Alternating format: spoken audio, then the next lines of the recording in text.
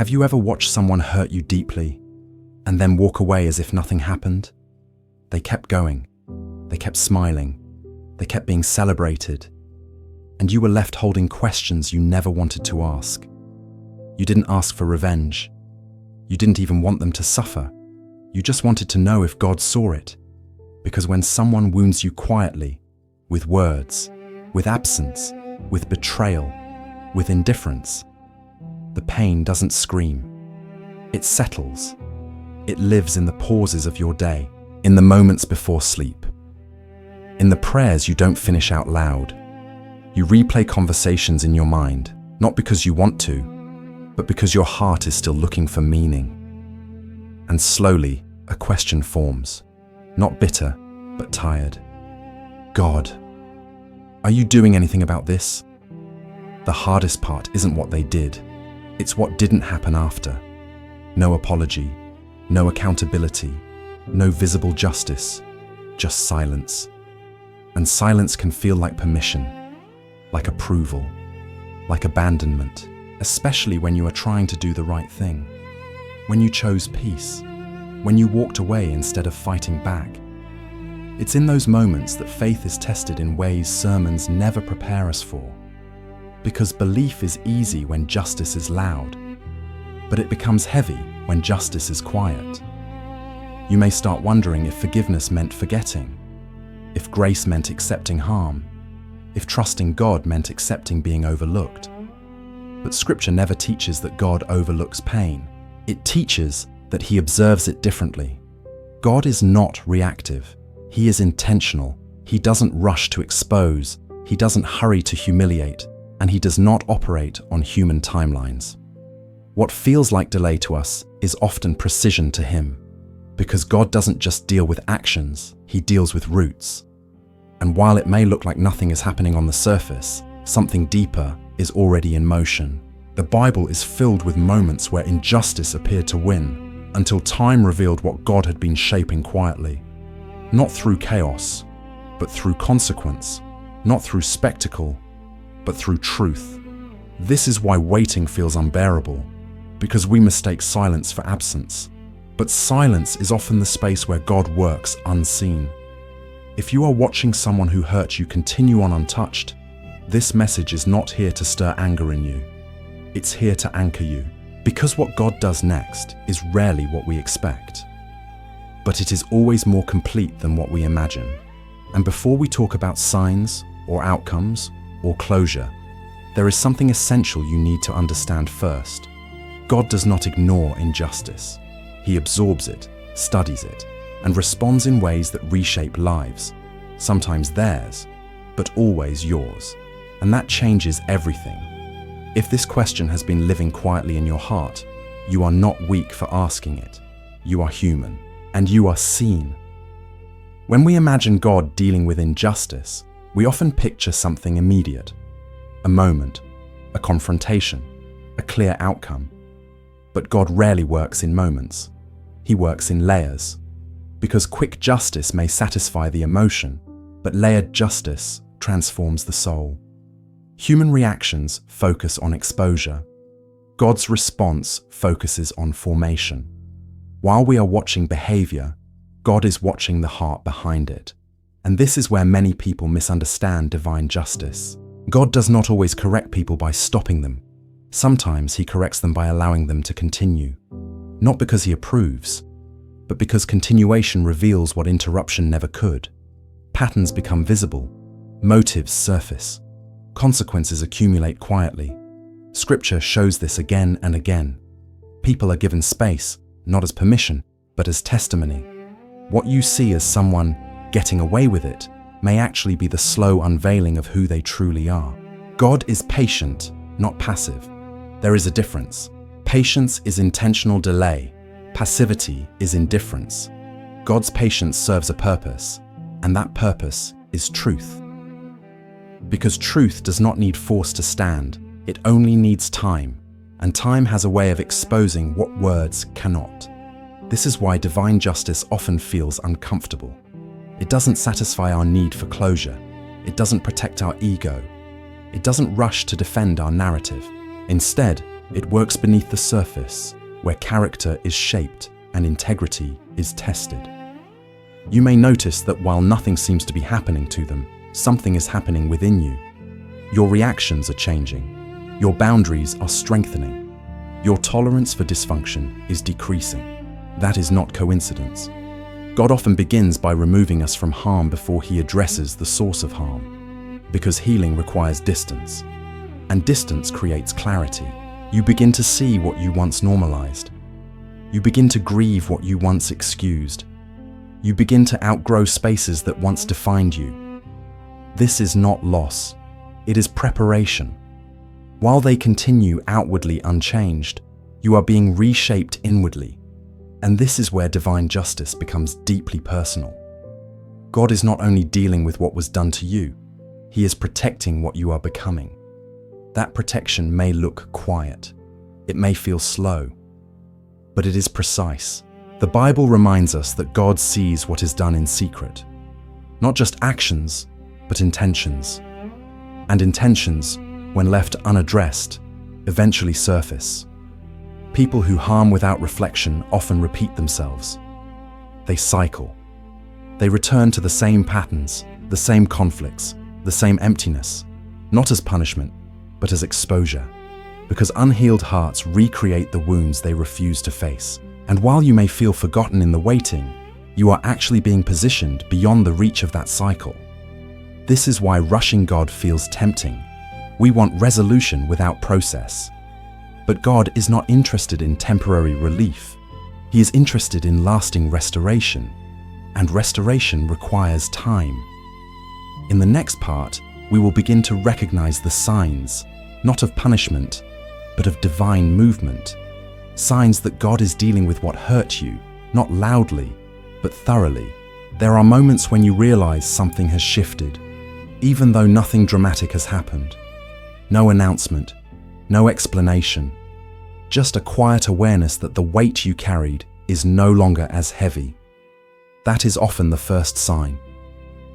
When God begins dealing with what hurt you, the earliest movement is not around them, it's within you. You notice that your need for validation slowly fades. You stop rehearsing conversations in your mind. The urge to explain your pain to people who never listened begins to disappear. This is not emotional numbness, it is release. Because when God steps in, he does not just remove the wound, he loosens its grip on your identity. Another sign emerges when silence replaces chaos. People who once dominated your emotional space lose their influence without confrontation. They don't call, they don't reach out. And instead of feeling abandoned, you feel relieved. Not because you stopped caring, but because peace has become more valuable than closure. God often creates distance not as rejection, but as protection. And protection feels unfamiliar when you're used to surviving on endurance. You may also notice doors quietly closing for those who hurt you. Opportunities stall, relationships fracture, momentum slows. Not in a dramatic fall, but in subtle redirections. This is not coincidence. The Bible speaks often of paths being straightened or blocked. God intervenes not always by removing people, but by limiting the spaces where they can continue unchecked. And while you are tempted to interpret this as punishment, it is more accurate to call it alignment. Because misaligned lives eventually confront friction. Another sign is repetition. The same issues resurface in their lives, with different faces, but identical outcomes. The same conflicts, the same misunderstandings, the same emotional unrest. This repetition is not accidental. Unaddressed character patterns repeat until they are faced. And while this may feel frustrating to witness, it is also clarifying. Because it reminds you that what hurt you was not a personal failure, it was a pattern. One of the most powerful signs appears quietly: your growth. You begin to respond differently to triggers. You speak with clarity instead of defensiveness. You no longer feel responsible for managing other people's emotions. This growth is not self-taught. It is evidence of divine care. God does not waste pain. He transforms it. And sometimes, the greatest justice is becoming someone who no longer lives under the shadow of what hurt them. You may also notice an internal confrontation arising within them. Restlessness, dissatisfaction, emotional discomfort. Not always visible to others, but real. Because when God deals with hearts, He does so privately before anything becomes public. Conviction precedes correction. And finally, there is a sign that often goes unnoticed because it doesn't feel dramatic. You stop waiting, not because you gave up, but because your trust matured. You realize that your life is moving forward even without answers, that your peace is no longer dependent on outcomes you cannot control. This is not indifference. This is freedom. And when freedom arrives, justice no longer needs to announce itself. In the next part, something deeper becomes clear. What you thought this process was about was never the full story. At some point, a realization begins to form. Quiet, steady, undeniable. This was never only about what they did. It was about what God was protecting. When someone hurts you deeply, it feels personal, and it is. But the way God responds reaches further than the moment of harm. Because God does not only correct behavior, He redirects destinies.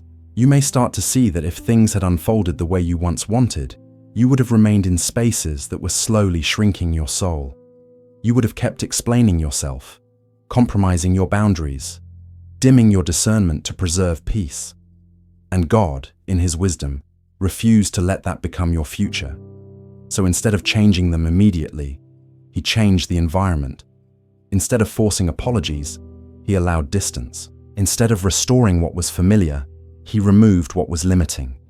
This is difficult to accept, because we often measure healing by resolution, but God measures healing by growth. You were not meant to stay where you were tolerated instead of valued.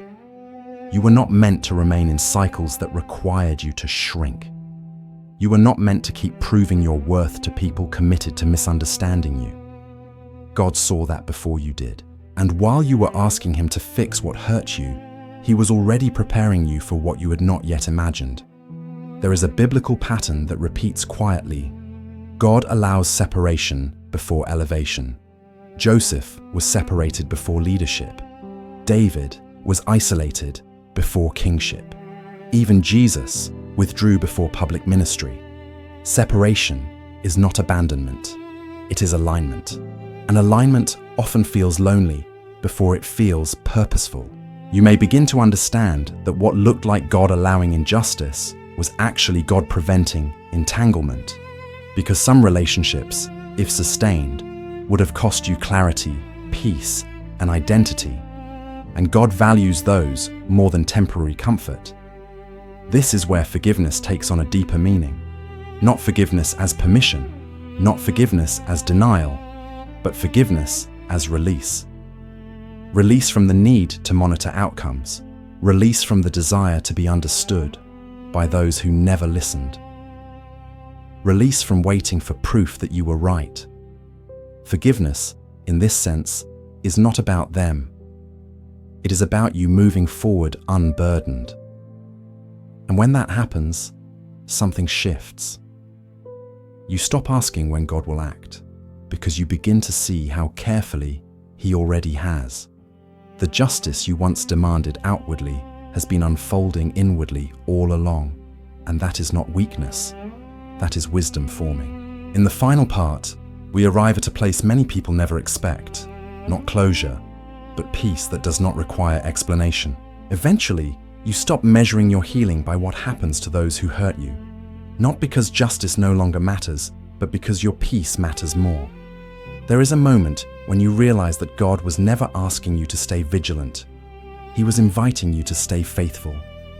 Faith does not always look like confidence. Sometimes it looks like rest. Rest from replaying the past. Rest from anticipating apologies that may never come. Rest from carrying responsibilities that were never yours. This is where spiritual maturity quietly lives.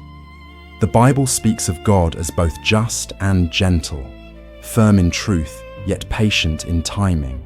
And when God deals with people, He does so completely, not hurriedly. Nothing is overlooked.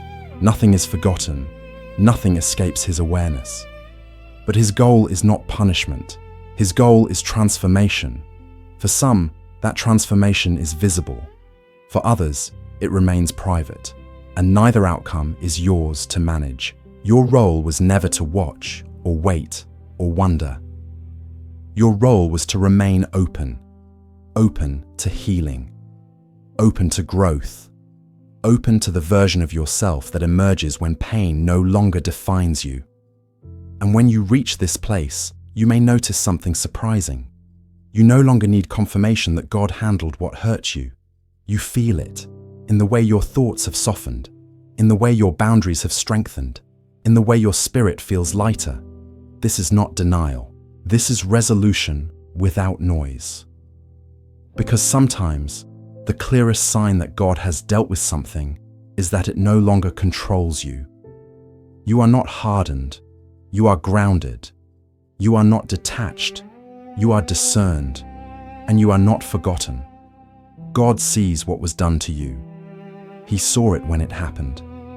He sees it now. And He has been working, not just around you, but within you. Quietly, thoroughly, faithfully. And that is enough. Before you go, I want to ask you something. And there's no right or wrong answer. Have you ever felt that God was working quietly in a situation, even when nothing around you seemed to change? If this message touched you, write "I'm choosing peace" in the comments. Not for me, but as a moment between you and God. And if you're still waiting for healing, clarity, or closure, you can simply write "I'm still trusting." Take a moment to read the comments too. You might realize you're not as alone as you think. If these reflections help you breathe a little deeper, consider subscribing to Signs from Heaven. We're here every day with quiet stories, faith-filled reflections, and space for your heart to rest. Thank you for being here.